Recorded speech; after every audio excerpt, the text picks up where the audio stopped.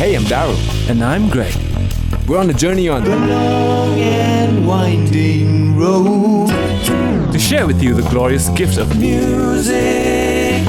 We've had the privilege of making a lot of friends, and now we finally have the chance to sit down and have a conversation about their long and winding road and share with us the glorious gift of their music. So, relax and rewind it back. On that note, here's On That Note with Daryll and Greg. Hey guys, Hey, welcome back. Welcome back to another episode of On That Note with Daryll and Greg. Yeah, it's been a crazy few past episodes. We had Nangsan here last time, and then it was all metal. We had like a hip hop month, and then we had like an R&B artist. Yeah, an R&B artist, the metal guy from the Northeast representing metal. So I think it's time we go for a little folk fusion. This is like this is a little bit far off from what we've done. I think we don't have anyone who sounds like these guys sound. Yeah, and these are a bunch of guys from Bangalore, based in Bangalore via that place close to us in Kalimpong. Yeah, so three of them are from Kalimpong, and the other guys from Calicut. Like, hey, that brings together this. He's also from Northeast, right? He's basically from Kalimpong now, right? Yeah, I'm from the Northeast of South India. The Northeast of South India. Well, there we go. These guys started out in 2017. Had done a few shows. Had a really big opening show at Ziro, which is like one of their first big shows. But we were very honored to be there that same year, to be playing there. And yeah, man, these guys have gone on to play a lot more after that and put out their first debut album, which I think everyone should check out. I don't know why a lot of people are still sleeping on these guys. Irrespective of whether you like folk fusion or you don't like folk fusion or you're a metalhead or whatever, just check out the album. It's epic. You will find there are bits in there for everyone. Right.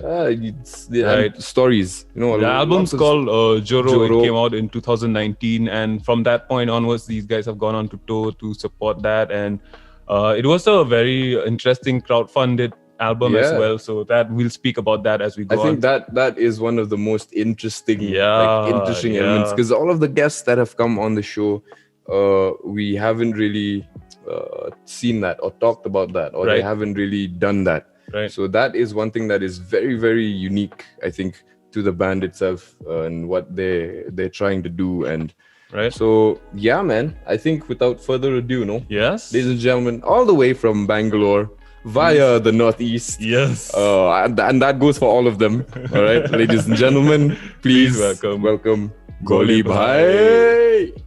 Hey, hello, guys. Thank you. Glad to be here. Nice, epic.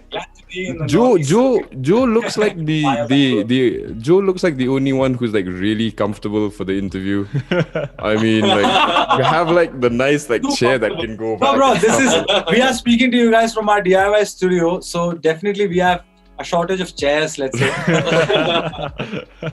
Right. Epic. So how have you guys been since the last time we saw you, which was like a few weeks ago? I think, how have you guys been? What have you been up to since then? It's great, man. We've been playing. I mean, we've been looking for opportunities to play, but I guess COVID's back again, and it's been a little tough again because gigs are being postponed. And but then we do have really, really, really interesting project coming up this year, and we'll be announcing that soon. And we're really looking forward to that, man. Nice. Since we met you in Goa for the tripping festival. After that, we did a small show in Goa again, like that same week. Right. Then we, from there, we came back to Bangalore, took a little chill time, and then we came back to Bangalore immediately. That very day, next day, I think we played in a music school here in Bangalore, which is called Rainbow Bridge Academy. Then a day later, I think we went to Rajasthan to play Magnetic Fields. So. And then we were kind of like very energized because we met you guys also. It was a really good stretch of, like you said, good stretch of shows. But then again, we came back to Bangalore expecting there'll be more stuff. But then again, this lockdown thing started. COVID and stuff, right? this is obviously the episode post-lockdown, but what we want to know is pre-lockdown and how everything was for you guys. And we do this with everyone on the show. We like to go back on a journey, you know, to where you guys started and how this all began for you. And the Kalimpong guys moving to Bangalore, and how did you guys get this group together? And you know, what was the beginning of your musical influences and all of that, man? Well, I was actually, all of us were here. Vecheet's been in Bangalore since. Yeah. I mean, I studied here, so I came in 2006, right after class 12, straight into Bangalore. Right. I was there for a long time. Yeah, and more or less it became kind of thing, and then I guess Joe came with work like around 2000. When did he come? 2010 I moved. 10 he came. Yeah. And these guys came. He came in 13. No, I came in 14. 14, and he came next year. After college. 16. But it was very random, man. So I was working as a sound engineer in this studio called Resonance Studio in Bangalore. Okay. And that's where I met Joe. Joe had come with this other crazy artist called Suman Sridhar, and they were tracking their saxophone. Right. And Joe had designed the beats and it done all that. So that's where we met. Yeah. And then we met, and then this guy was like, "Oh, Anderson .Paak is cool" and all that. And then Anderson .Paak had just like that NPR video had come, and then we were all spazzing over it, right? Right. Yeah. And then we had a conversation, and then so he told me, "Why didn't you come home? We'll jam." And then next morning I was outside his house, right, with my bike. and then we played the show, and then I went to work, and then I quit, and. No, it was weird because first of all in Bangalore it's very hard to come by bass players. Okay. And first time I met him, he told me he's a bass player immediately. So I was like, "Oh, 1 second, man, you proudly admitting that you're a bass player. That's like so embarrassing." and then second thing to note here is that if you meet a musician outside somewhere and you're having a conversation, you're having this heart-to-heart connection with music, whatever, and then you kind of say, "Let's jam." It never actually materializes.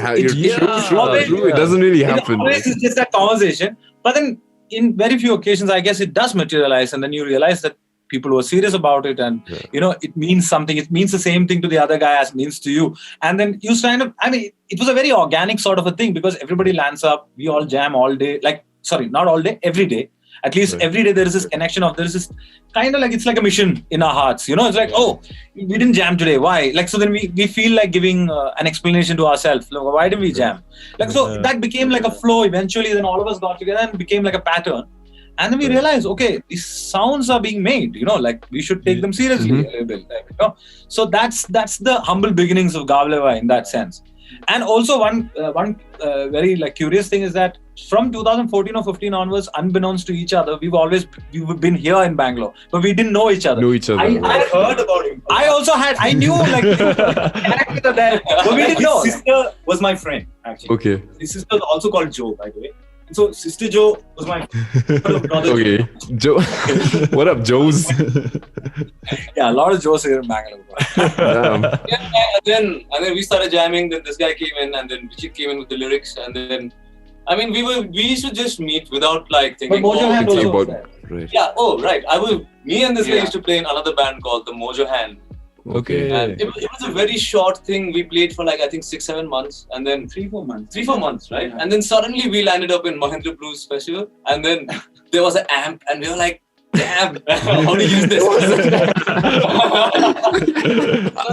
It was nuts. And then we really messed up, right? And then we came back to Bangalore feeling all shitty and all that. And then we were just meeting in the studio. We didn't have. It wasn't like we wanted to make a band. It wasn't like a band or something. We should just hang out, make music and all that, until a friend of ours, Angarika, invited us to play this show called I Live Here in Bangalore. And so after that, we played that show, and then we looked at each other and was like, "Oh, this might be a band," Right. So that's how it started. But we were very lucky in the sense because we were in Bangalore, and there were many musicians coming to Bangalore at that time. And then somehow we used to get these opportunities to open for them, Right. Which gave us this opportunity to play for people, because it's so tough to gather a crowd, right? But then when you open for people, it's like we were instantly given that opportunity to, Play in front of a crowd.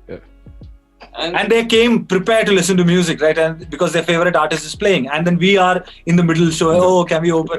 So that literally gave us the confidence, man. A couple of those gigs literally told us, okay, we should kind of really iron these things out, like we should have we should at least start to kind of explore how to be a professional on stage, So even though we all individually worked in different bands and we've all been musicians from college time and all that stuff, but every band has it has to discover its own equation, right? There's a journey for every. Yeah. So that way, I think music is the only thing that can give you that little kind of initial push with that.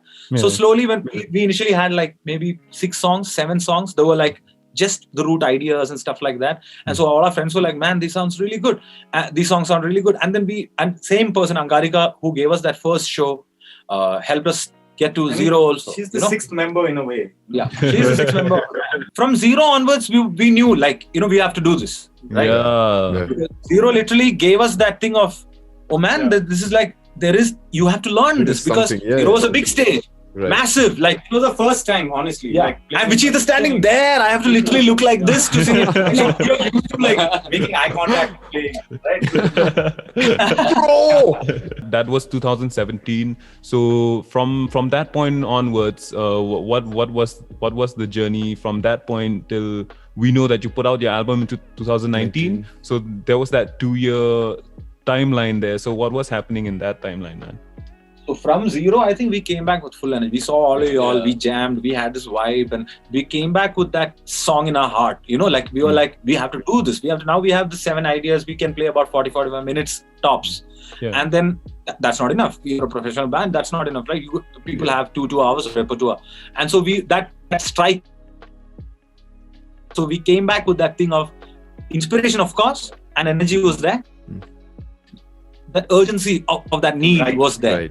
Right. Yeah. To have more and to do more, to be able to do more, and to finish the album. So album was a very sort of for all of us, somehow we were all on the same page with that. We wanted to make the album.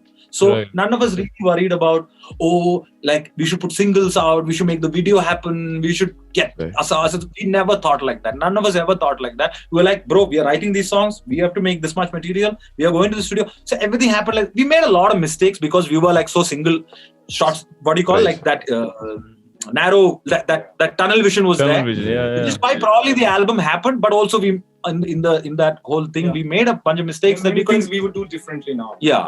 Right.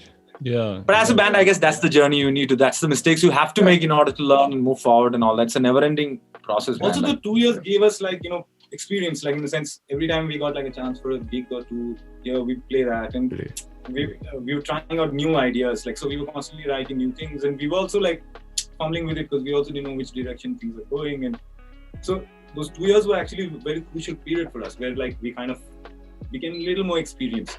I don't know how experienced now, but little bit. A little bit of juice we got because we got these little opportunities here and there to play and all that. Every time we would play, it will give us back that info. And then, to be honest, we had some very good friends, people who support us, and somehow that's always been something strong for us. It's clicked with people. Right. And so then a lot of friends came in to help us also to kind of grow as a band and all. And unbelievable. People came in with ideas music video. Once the album was being recorded, right? They were okay, let's crowdfund your album. So some friends suggested the idea to us and we were yeah, maybe sounds good. They helped us run the campaign. So then all those kind of things were there, where we were constantly trying to realize it, materialize this music. But the crowdfund was very important, man. Without the crowdfund, and it went very well. We raised 160%. It was 60% above. Tell us about that. Yeah, the Wishberry. We want to know more about that. Yeah, I think I think musicians who are coming up now, who are just starting this journey of theirs, would really benefit from stuff like that, right? Because like I mentioned earlier, even a lot of the people that we have had on the show, people who have been in the scene for a while, stuff like this isn't really in the front of them of their thought process in making their music or whatever like that. Because to be honest, every musician complains about funding. That is truth. That is 100% gospel truth. most of us don't get funded properly. We don't have. Because it's kind of like an expensive craft, I guess, to pursue. Because all your equipment is expensive, or everything you need is expensive. For you guitar players, like changing a set of strings. I mean, everything costs money, and everything has its own Exactly. So I think things like this would benefit like a lot of people more if you could just like run us through this whole thing, man. This crowdfunding thing. The philosophy behind us even willing to do the crowdfunding campaign was very simple. Earlier on, we were also reluctant. Like normally, how you were just pointing out that musicians are usually reluctant to do this kind of stuff because also it feels like you're asking for money, right? Yeah. Also, it feels like you're like, give me money. Why would anybody give me money? The first thought that comes to your head is that for some music thing, why would people give you money? But what we don't realize is that people are not funding your entire album. People are paying a portion of that. It's like paying $200 or $100 is not gonna hurt somebody if they are really looking for this shit. So the idea is to connect to your correct kind of, get that message to the correct kind of people. But fortunately, we live in a country where our population is mad big and people listen to music here. People are slowly kind of getting exposed to all kinds of. So it's not as difficult as it is as we make of it, but it is tough. It is not an easy thing. You have to go through the entire campaign thing. You have to make a case for yourself. So time goes into it, and somehow we had good friends like Vecheet was pointing out. We had Smokey, rapper from Bangalore, Smokey the Ghost. He was an immense sort of support for us. He kind of conceptually sorted us out in terms of deciding what you wanted to ask the people for. So we made a case for ourselves. We made a short video explaining our situation. We said we are a small band from Bangalore. We just started out. We have these songs ready for you, waiting, and some of you have heard this. So then, as a result of that, some people shared it amongst themselves, and it kind of grew. It got its momentum, and we managed to make the campaign. And I don't think without it we could have literally funded our album, because even though we saved money on recording, even though the recording studio was really helpful, even though all those things worked out for us, it was still an expensive thing. And I'm not saying it was the best album in the world. I mean, there are lots of things we would definitely change about it now, purely sound-wise and approach-wise. But still, we ended up spending. But it gave us an opportunity, man, to go into an actual studio and actually look at a console and not a DAW, right? Actual APIs and how insane. It's a good thing that you guys have this organic sort of a reach, in a world where everyone's paying for promos and doing all this stuff. It's really cool to see that, authentic music, your music is being, there's so much belief put into it by the fact that it was crowdfunded, by the fact that everything that you were saying sounds like most of the hype was probably spread through word of mouth because I checked online, I only saw 3 articles of you guys, so I know that it's not press, it is word of mouth, and it is that organic sort of hey, check out Gauley Bhai, Bhai, so that kind of thing is very, very, very motivating. And I guess a lot of people could look to you guys as an example to sort of there is a crowd, there is a percentage of people out there who will look for that organic feel, that authentic feel in the music, and also in the way that you want to bring out the music. And I would like to speak more about that. Also, at the same time, That's really encouraging what you just said. Yeah. Also at the same time, the fact that you guys got a lot of things nailed, the fact that even your music, I know a lot of bands don't have their sound. Exactly. In the first album, Yeah, exactly. And when I listened to your album, it felt to me like you guys already had this sorted out, you knew what your band would sound like, and everything with the Nepali folk influence, and the fact that you brought, the neo soul vibe, the funk vibe to it. There's a lot of things there that point to this idea that you guys know what you're doing. And the fact that it was crowdfunded also meant that a lot of people understood the same thing, right? So what I want to ask you guys is what did it feel like to sort of go in with that understanding of, there's a crowd out there who knows your music, and you guys already having that idea, yourself, to understand that, okay, this is the kind of music we want to play. What was that feeling for you guys?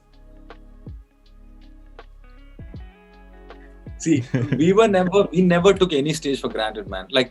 Every time, because since we are a very new band and not as experienced as an entity, what happens is till recently, whatever stage we walked onto was the first time for us, right? Like when we went to play 9 and 7, that was the first time we ever played a stage that looked or felt like that. So now we don't know what. Obviously, we played in 4 o'clock in the afternoon, and we had like 2 people in the crowd. So, but that doesn't matter, right? That doesn't really, for me, that doesn't matter. It's like, yeah, it matters in the real sense. But what happens is, but you're still playing. You're still playing the same set. You still have to give your this thing. But so we got into this habit, I guess, if we can speak for all of us together here. We got into this habit of never taking that stage for granted and always having this thing of, we don't know what's going to happen, right? So that always, I guess, kept us on the edge. So until recently, what we would do is before every show, we would gather backstage and literally mouth all our parts. You know, like Ziro, we basically practiced the whole set. You know, like solo, singing, clapping. So that's what happens, you know, backstage. So we kind of really. We get this jitters, you know, like we have to literally like keep our heads to. But right now it's getting a little easier because we've been playing these songs for a while, and then now we are kind of moving on to the next set of things. So now again we are in that uncertain thing, you know. So I guess that's always a continuing.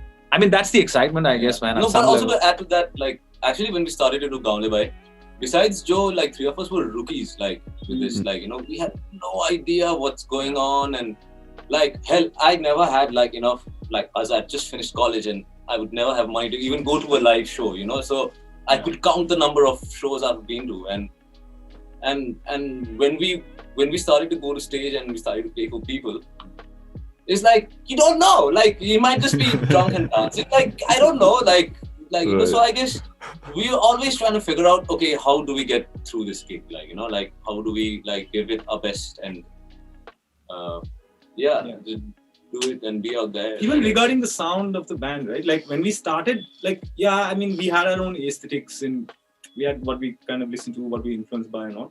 But when we were playing together, like we didn't know that, okay, this is the kind of sound we could go for. And I think it was a very open-ended thing, really, and it came out of jams. And it so happened that album, it's got like it had a sound, and then we were also like recognizing, and sometimes we were also shuffling ideas and all. Yeah, I wanted to ask also what was the thought with Nepali being the medium of you know the lyrics, and also the fact that you guys all sing together. And I know, Joe, Nepali is not your first language, but you sing it like you know, like bro, it's coming from here. You know? Yeah. So first of all, like what was? I'm honestly inspired by these guys, man. Honestly.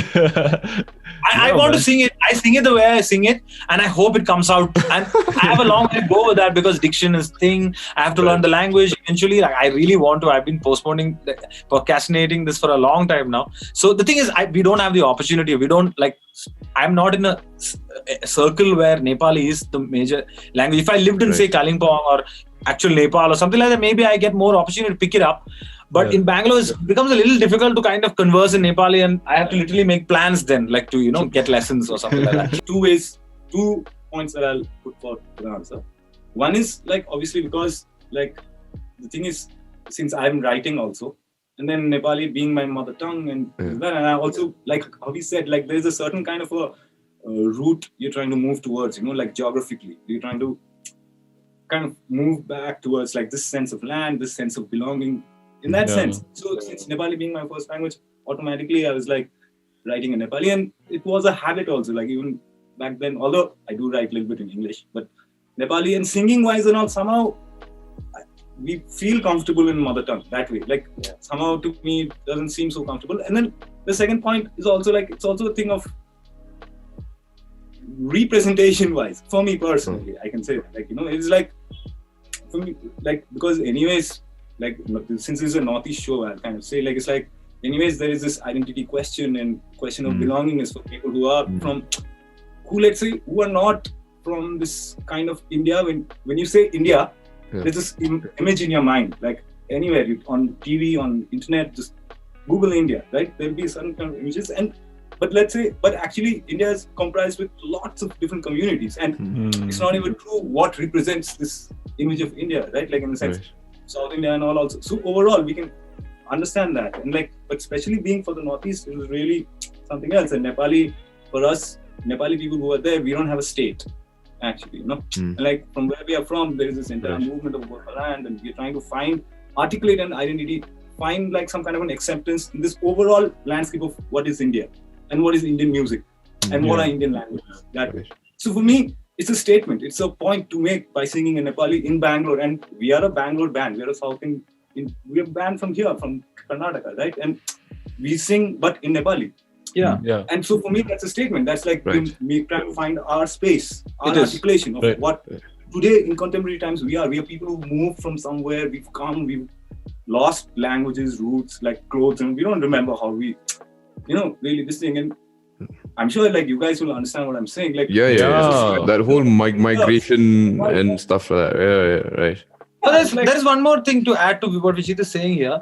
See, being sort of like a culture and with sort of inherent problems, like say for example, like he was pointing out to the identity crisis, and this happens in many cultures, right? There are broken places in this world all over who are battling with their own issues that probably don't have a solution in the near future and stuff like that.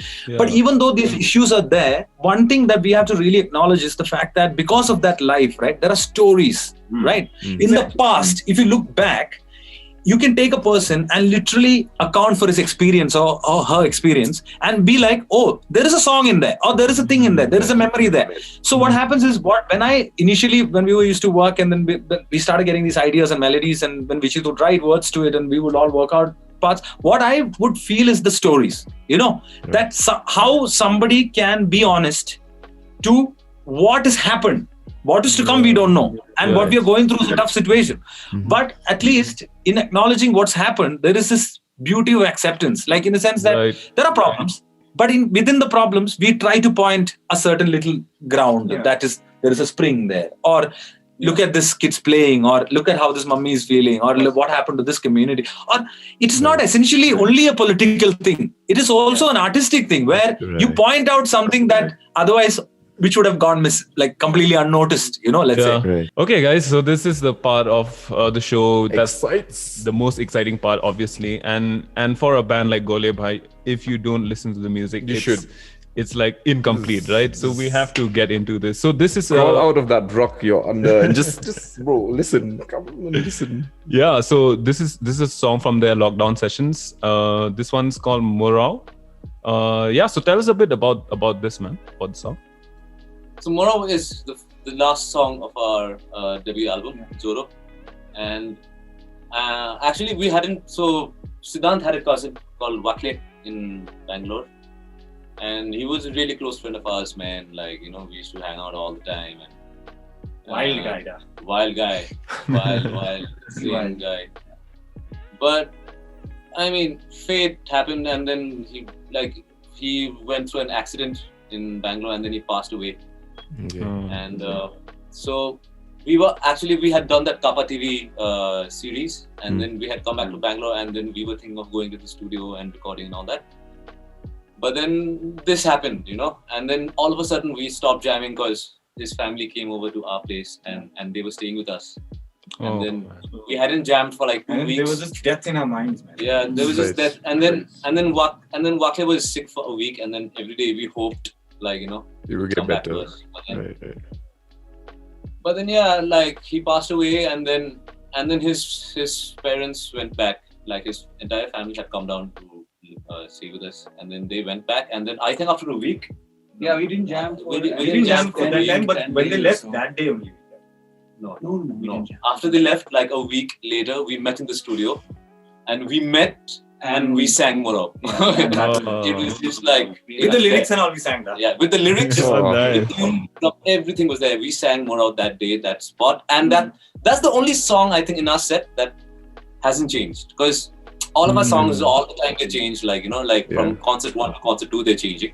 Great. But Morao has always been this song that's it's stayed with us in that way, and for our brother. In the lyrics we talk about him also. It's literally like that. But also, like in Gauley Bhai songs, there is always a sense of irony in everything. Like, because what happens is like a sound, it may sound very like dancey and joyful, but actually the message we are saying is there is a little bit of like that counter shade that we are trying to show. Yeah. Even in Morao, that is there, because what the most amount of feedback that we get after people listening to Morao is that it doesn't sound like a funeral song. Right. Yeah. But what people also miss is that, like, say for example, if you go to a funeral in Tamil Nadu, it doesn't sound like a funeral at all because they're playing dance beat. Because so it's kind of like a dedication to Vakle, because we are kind of sending a soul off with happiness only, But at the same time, trying to address what happens in a funeral. Why are people so indifferent at the same time? At the face of death, we know everybody dies, but when somebody else dies, we go there and have like a little party and gamble a little bit and have a little booze and go home. So we make light of the situation and we be happy, like in the sense that, okay, at least now we let go, So that let go feeling is there in that song. So that's what we are trying to represent at some level, because there is a section in the song where it goes really like... So that's a song on grieving. Like, if you read the thing, like every line, it reads how a particular person grieves in this one huge funeral, So if you see there's a music video also that we made, which kind of shows that. It's not exactly what we are singing, but kind of shows what Joe was just talking about, like general atmosphere of a So there'll always be one person who's really affected, one or two, like the family, close family or whatever. But the ambience seemed very indifferent from them, but they are lost in their grief. Yeah. But then there is a little contrast. Physical observation of grieving, like what do you see when someone grieves, but then the loss is not only felt, like you can't see it anywhere. Yeah. Right. All right. So that's the idea.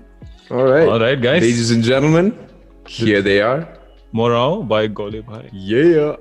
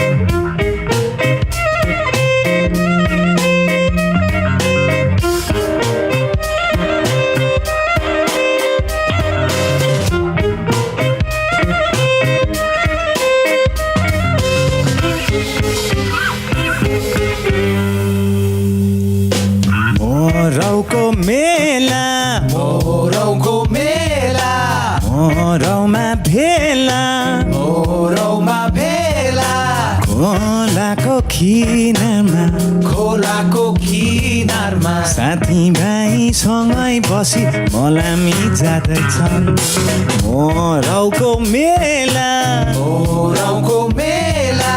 बाटोमा भेला तम्बु र तिरपलमा मानिस तिरमा बसी आलु दम खाँदैछन् कर्मको खेला कपटी छ लीला किनारको ढुङ्गामा बाबु आँखा मुर्दा जपारी कपालै चिल्दैछन् गाउँ घरमा रमिता मोराउको बेला कुनामाई न्युरी दिदी बहिनीको माइती घटी भनेर लटेछन्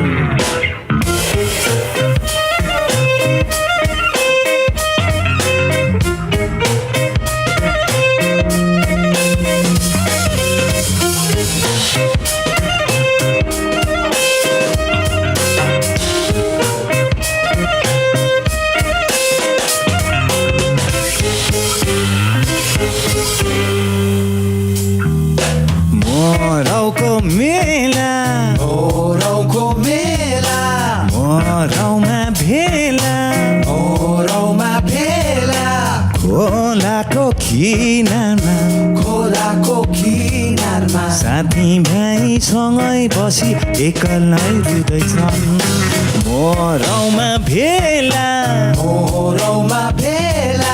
बाटोको छेउमा गाडीमा भारी मानिसले दुखै मानी बिचारा भन्दैछन् खोलाको पानी बग्दैछ ओराली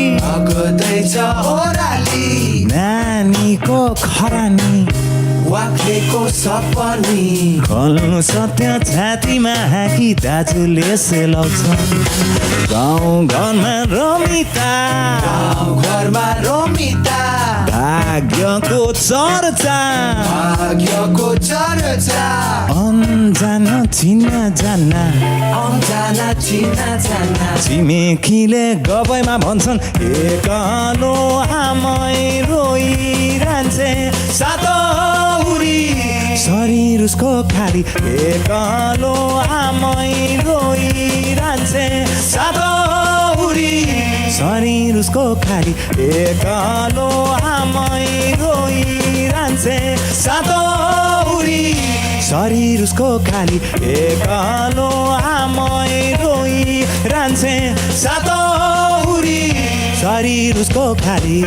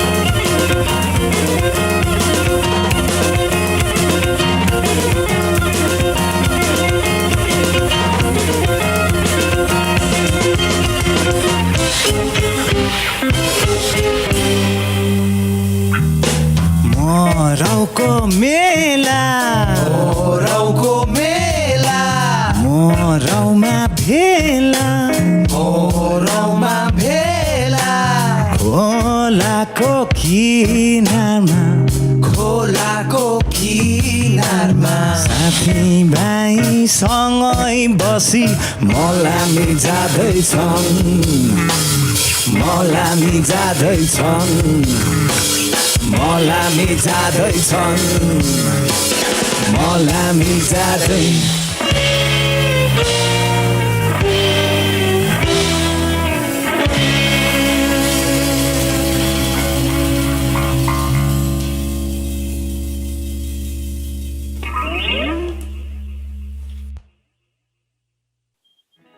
All right. Welcome back, ladies and gentlemen. That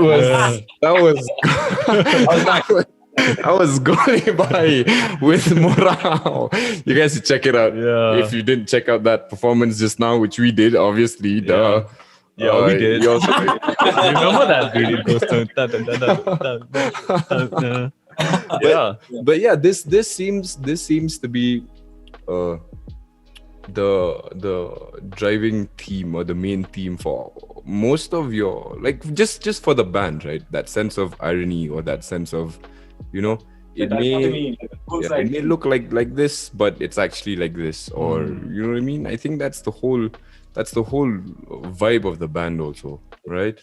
Right. Yeah. Well, that was Morao by Gauley Bhai. It's a tribute to their friend. And yeah, man, we hope everybody enjoys that one. And go check out all of the lockdown sessions actually on their YouTube page. We'll put the links down here. And yeah, go check it out and spam the play button. And there will be one more video coming soon, like lockdown. Oh, nice! So, there we go. That will be the title track. We are announcing it. Like we can announce it. Yeah, so releasing soon. Joro, like title track from the album, we have recorded and we will be putting that out soon also. Nice. That's one more video added to that. Yeah. You heard it here first. Yes. You heard it here first. All the musicians watching. Only exclusive. Exclusive. All the musicians watching this right now. Go check it out. All right. So guys, we have come to a very exciting part of the show. Very light-hearted. This is rapid fire. So we're gonna do this super quick, super fast. So each of you, you can answer this individually, or you can all. Yeah, so you guys can answer this individually, or you can answer it all together as a band. So yeah, we have a bunch of questions and we'll shoot them at you. And yeah, man, so let's do this. So, all right, first question. Who's the most fun in the band? Hey. All right. It's the sibling, right? Basically, the answer is not me.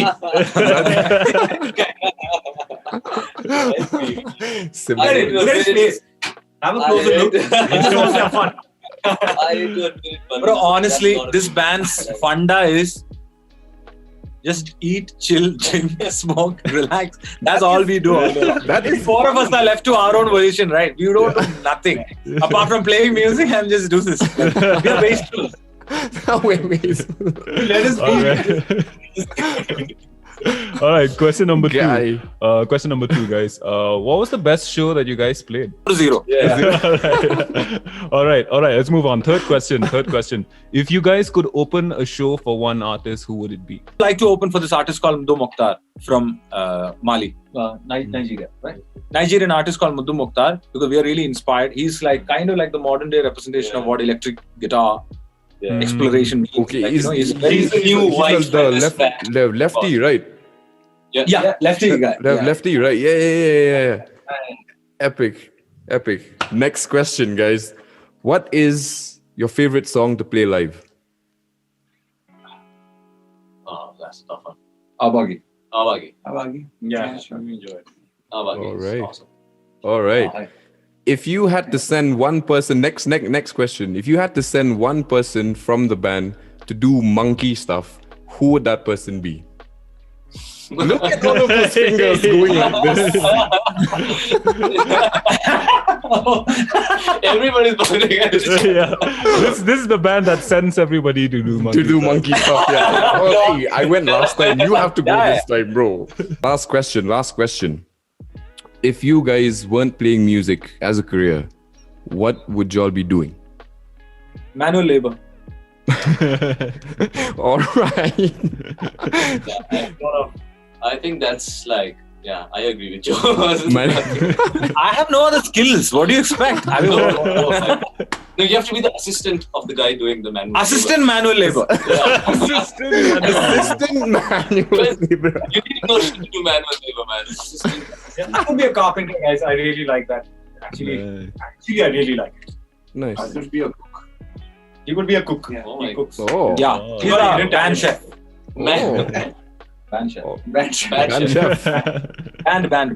Band chef. All right. So guys, before we let you guys go, man, tell us any future plans that you have, anything you have planned for the coming few months, years. We were